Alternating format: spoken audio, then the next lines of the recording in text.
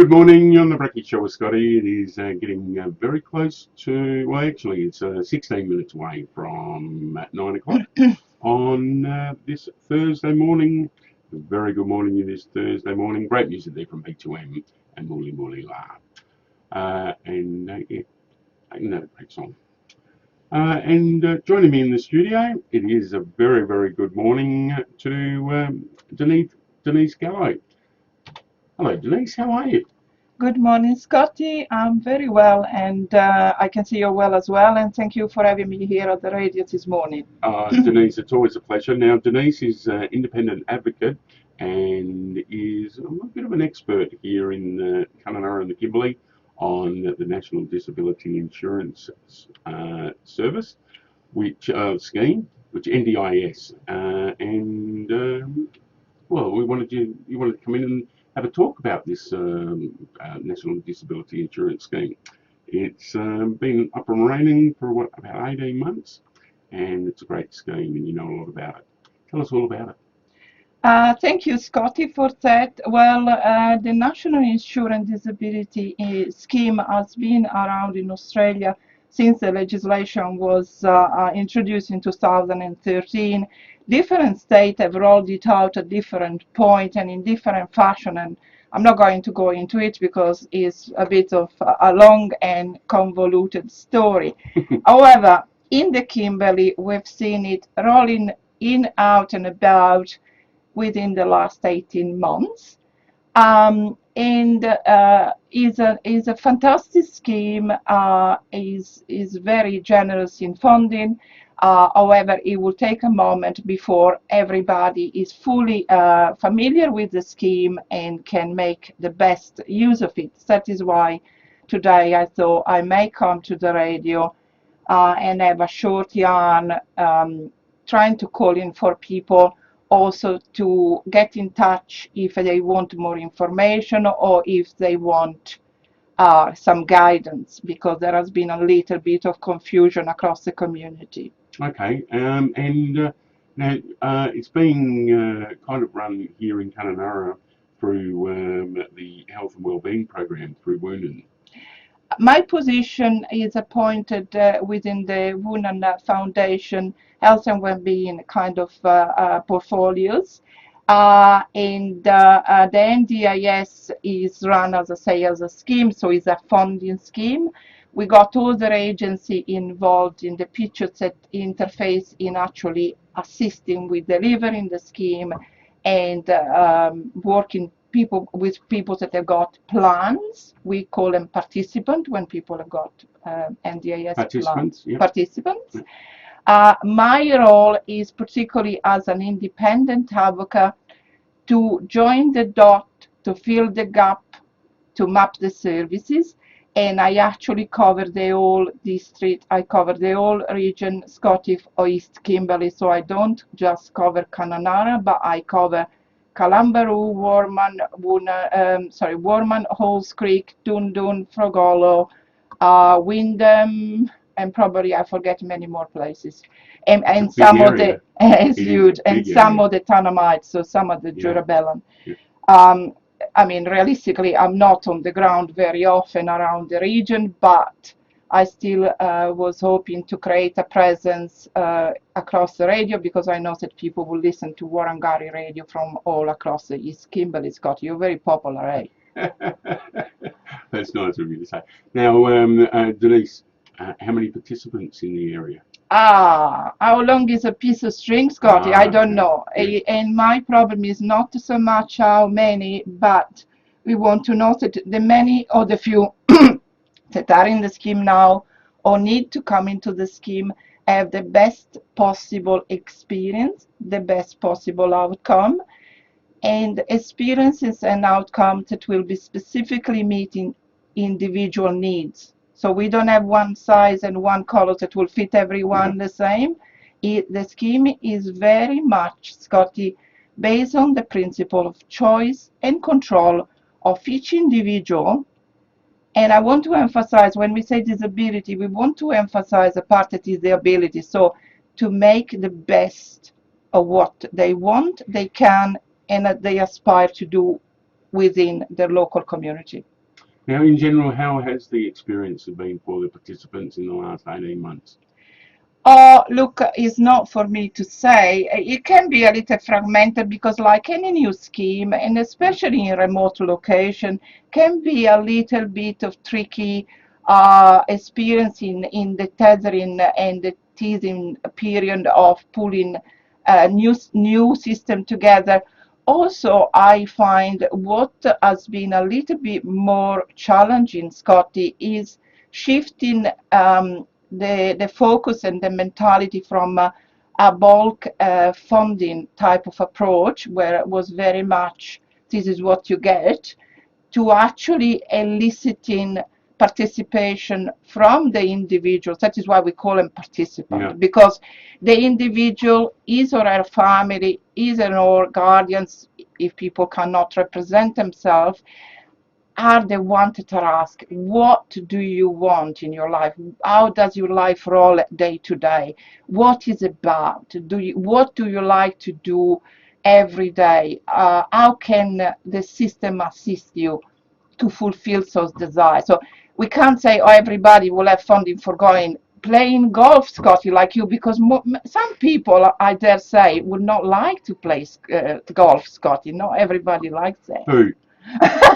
No, it's not me. It's not me. We find them, Scotty. I will help you. We'll find them. The point is, someone may need assistance with going down the shop and purchasing their own grocery. Someone may desire to be independent in transitioning from working and living with the family to live an independent life, and they may need some one-to-one assistance. So the spectrum is ever so different, and so broad. Well, it sounds like a scheme like this will be very, very popular in what you're talking about, but it's fair to say there is a bit of confusion about it. There is a fair bit of confusion, and like I said, it's about joining the dot, and sometimes can be something very small, can be something very easy to fix. So that is why I thought if I came on air and left my contact and also put it out there that support is available, and that really the system has got to be working for the people, not the people for the system. So I said we got to join the dots, we got to put together this puzzle. And look, the legislation is absolutely fantastic. It was inspired very much from a British piece of law, and also is very much based on human rights, on equal opportunity, and on fair go to everybody, Scotty. So. And other countries sort of looking at the Australian experience? I believe so. And that. Of course, we also understand that fair enough, the model was developed and was started in big cities. Scotty, as often does happen in Australia, around the country. So sure enough, what happened initially in Geelong or in Adelaide or in Canberra and Melbourne will be very different to make it work in Kalambaru.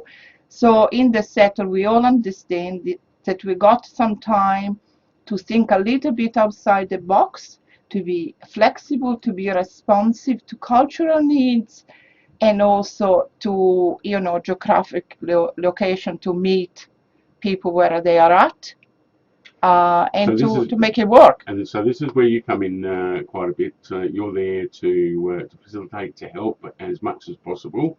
Let's talk about that. How do people get in contact with you to talk about the NDIS? Right, so they can telephone the Wunan Foundation, Scotty, and I'm looking at you completely blankly because we changed our telephone number and I can't think it now. I can give you that. The telephone number 91683881 is the Wunan number. 91683881. And I suppose you can always pop into Wunan. They are located in Coolabah Drive, and they're a fantastic building there on the corner of Westmate and Coolabah Drive. you can always pop in and see the game from Wunan and get all the details from Wunan. For sure. I'm also happy to give around my direct email address. Okay, do that. So you've got a splendid and very clear enunciation. Do you want to read it for us, Scotty? Okay, I'll find your, yes. So the email address is denise.gallo. That is all all lowercase, right? Denise.gallo, Gallo, at wunan.org.au. Now that is Denise's email. I'll give it to you again. Denise.gallo at wunan.org.au. So write that one down. Write down that phone number for Wunan, or you can find all those details in the book, of course, in the local directory. For Wunan, you can also pop in and get the contact details at the Coolabah Drive at the Wunan Foundation fantastic building there, corner of Messmate and Coolabah Drive. And we also were talking before a pretty impressive but rather large website for the NDIS, www.ndis.gov.au. You said it's a good website, but it's very, very big. Look, clearly I'm not an expert in website, but as a user, I find it's very beautiful as well. It's very visually pleasing, and is very clear, I suppose, and is very often updated. So I do encourage people to keep in touch with that space, because the NDIS goes through consultation with the community and tweaks things, and some of the procedure and protocol do change from time to time. So it's important to stay in touch with the changes.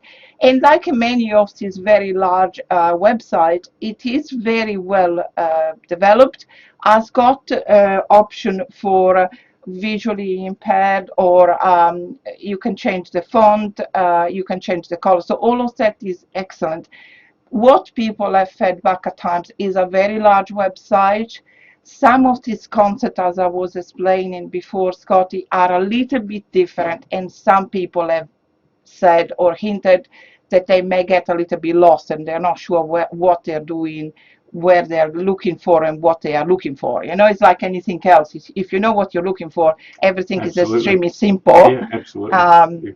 But if you are not sure and you don't fully understand how the scheme works, you can get a little bit frazzled really with it. All right, but it is, the website is out there, as I'll give that to you again. It's www.ndis.gov.au. And, we do live in the time where people can jump online and, meander and take their time, read out lots of information, and sort of follow your nose for that information. But all the info is there at that website. Just maybe a little bit large as far as all the information there. We don't want you to get too frazzled. We do recommend, though, you get in contact with you, all the participants, and if you're associated with participants and you're just like to have a talk about the National Disability Insurance Scheme, then Denise is the person to talk to. But also, like you just said very rightly, most people nowadays are very easy in jumping in and out of website online. Well, we also got to bear in mind that in some location in our communities, the internet service is not always splendid or regular. And also, as you probably know, Scotty, because we spoke in another couple of occasions, I certainly can acknowledge that English is my second or third language, and I know that many of the other people out there are probably in my basket, where, not necessarily everybody feels super comfortable about reading a bunch of information in English. And of course, we got to make material information relevant to the community, for the community. True. Yeah, absolutely. Well, then, in that case, get in contact with you, hey? And of course, you do get around the Kimberley every now and then, so maybe you can let us know when you are heading out to some of the areas, and we can definitely broadcast them here during community notice board or something, that you're heading out to some of the areas and to get in contact with you when you're out there. That would be great, Scotty. Oh, it's a Good pleasure. idea. Pleasure. Quite a few when people are travelling around the Kimberley doing things like this. Quite often they give us the information. We let them know when they're going to be in town, roughly where they're going to be in the community centres in town, or and on particular days. We'd love to do that. Thank you, Scotty. That is really, really a helpful hint. And I'm usually in Wyndham probably on a weekly or fortnightly basis. And I normally hang around an hour between our schools and whatever. Brilliant. So Wyndham is particularly easy to find me one way or another. Kalambaru and Knowles Creek probably will be monthly. And I will certainly follow your advice and your kind offer. I will let you know when I'm on Plus, so that you can circulate the information and people can find me in a more easy way. Thank you. So we've been talking to Denise Gallo, independent advocate for the National Disability Insurance Scheme. She knows a lot about it. The National Disability Insurance Agency running the National Disability Insurance Scheme. That phone number for Wunan again is 91683881, but maybe fire off an email to Denise at denise.gallo@wunan.org.au and have a bit of a chat. If you're a participant, or if you know participants, a family member is a participant, you'd like a little bit more information, you'd like to talk to Denise about the National Disability Insurance Scheme, she is there for you. It's been great to have a chat about this scheme, and we look forward to catching up in the future. You know, you can always pop in and say hello and tell us if there's any major changes or information. If you're going to be wandering around the Kimberley, we'd love to let the community know about that. Thank you, Scotty, and have a good day to everyone. Thank you. Goodbye. All right, we're going to go to the news now.